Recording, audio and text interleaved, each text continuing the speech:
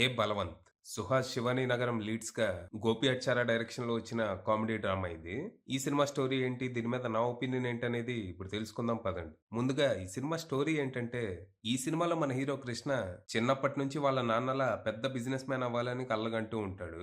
ఆయన ఏం చేస్తాడో తనకి తెలియకపోయినా ఆ బిజినెస్‌ని టేక్ ఓవర్ చేసి తన ఐడియాస్‌తో దాన్ని ఎక్కడికో తీసుకెళ్లాలనుకుంటాడు. అయితే వాళ్ళ నాన్న మాత్రం మనోడిని తన బిజినెస్‌కి దూరంగా ఉంచుతూ సొంతంగా వేరే బిజినెస్ ఏదైనా పెట్టుకోమని చెప్తూ ఉంటాడు.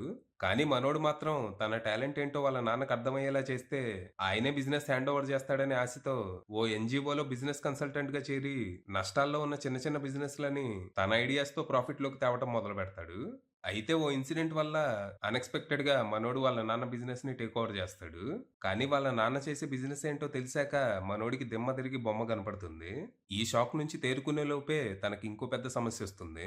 మరి తర్వాత ఏం జరిగింది? అసలు వాళ్ళ నాన్న చేసే బిజినెస్ ఏంటి? అది తెలిసాక మనోడి రియాక్షన్ ఏంటి? ఇది కాకుండా తనకొచ్చిన ఇంకో సమస్య ఏంటి? ఇంతకీ ఈ కథలో మిత్రా పోషించిన పాత్ర ఏంటి? చివరికి మనోడు తాను ఆశపడ్డట్టు పెద్ద బిజినెస్ మ్యాన్ అయ్యాడా లేదా అనేది మీరు సినిమా చూసి తెలుసుకోవాలి.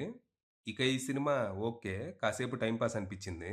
అంటే కథ బానే ఉంది. సిట్యుయేషనల్ కామెడీ గూడా చాలా వరకు వర్క్ అయింది గానీ, సెకండ్ హాఫ్‌లో కొంచెం గందరగోళమైన స్క్రీన్ ప్లే, ఆర్టిఫిషియల్ డ్రామా లాంటి కారణాల వల్ల సినిమా ఫుల్ పొటెన్షియల్ అయితే రీచ్ అవ్వలేదు.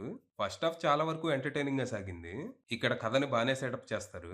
సుదర్శన్ తన కామెడీ టైమింగ్‌తో చెలరేగిపోతూ ఉంటాడు. ఇక సుహాస్, శివానీల మధ్య కెమిస్ట్రీ గూడా బానే ఉంటూ, వీళ్ళిద్దరి మధ్య వచ్చే లవ్ ట్రాక్ కూడా డీసెంట్ అనిపిస్తది. ఇక మన కృష్ణ వాళ్ళ నాన్న బిజినెస్‌ని టేక్ ఓవర్ చేశాక క్రియేట్ అయ్యే సిట్యుయేషన్స్, ఆ బిజినెస్ ఏంటో తన గర్ల్ ఫ్రెండ్‌కి తెలియకుండా తను చేసే ప్రయత్నాలు బానే నవ్విస్తాయి.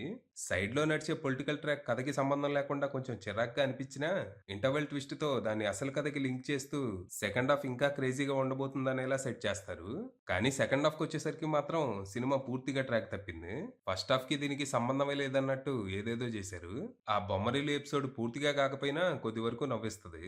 అయితే ఇక్కడ దర్శకుడు కామెడీ కంటే డ్రామా, సెంటిమెంట్, మెసేజ్ లాంటి వాటి మీదే ఎక్కువ ఫోకస్ చేశారు.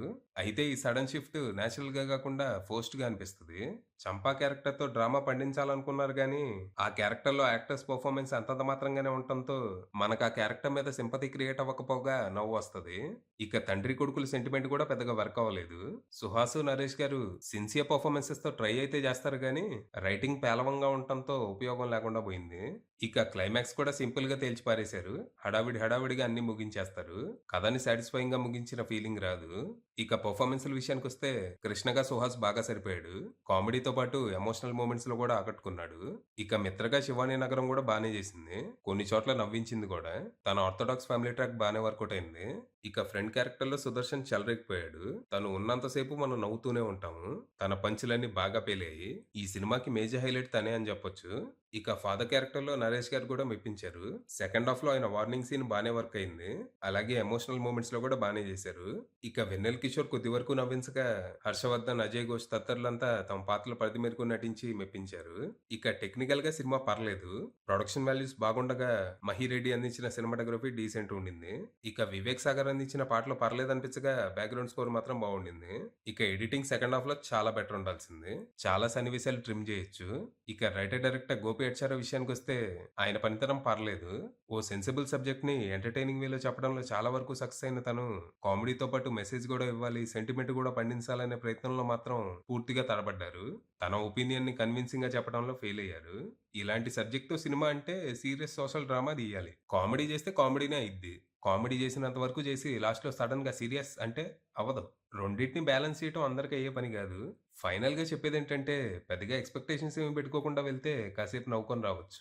ఇక సినిమా రిలీజ్‌కి ముందు సెన్సార్ వాళ్ళు 'హే భగవాన్' టైటిల్‌ని బలవంతంగా 'హే బలవంత్' అని ఎందుకు మార్చారో సినిమా చూసాక అర్థమైంది. మన దగ్గర మందు షాపులకి 'భగవాన్ వైన్స్' అని పేరు పెడితే పెద్ద ఇబ్బందుండదు గానీ, సినిమాల విషయాల్లో మాత్రం మనోభావాలు దెబ్బతింటాయి. సో, సెన్సార్ వాళ్ళని తప్పట్లేం. అది విషయం.